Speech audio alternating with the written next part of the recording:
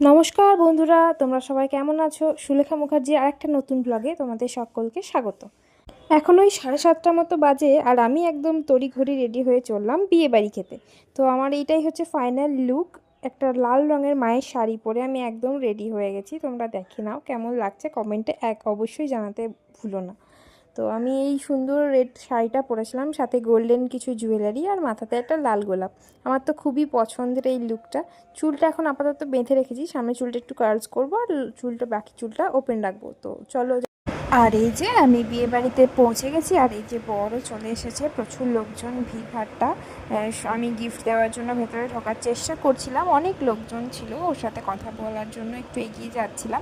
তো এই হচ্ছে দ্য বিউটিফুল ব্রাইড, আমার বন্ধু। তারপর দিন ডাইরেক্ট চলে গেছিলাম খাবার জায়গায়। আর খাবারে ছিল স্যালাড, কাসুন্দি, ভেজ কাটলেট, তার সাথে দিয়েছিল গরম ভাত, ভেজ ডাল আর মিক্স ভেজিটেবল দিয়ে ভেজ ডাল দিয়ে ভাতটা মেখে খেতে খুব ভালো লাগছিলো।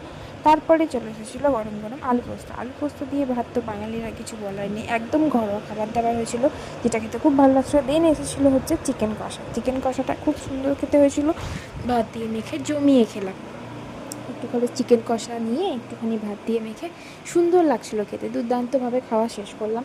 তারপরে চলে এসেছিলো রসগোল্লা, চাটনি, পাঁপড় আর অন্য মিষ্টি। তো সেই ক্লিপই তোমাদের সাথে শেয়ার করার চেষ্টা করছি। আমি খাওয়া দাওয়া করে আইসক্রিম আর রসগোল্লা নিয়ে বাড়ির পথে রওনা হয়েছিলাম। তো আমি যাচ্ছি টোটোতে করে বাড়ি। দেখা হচ্ছে নেক্সট কোনো মিনি ব্লগে।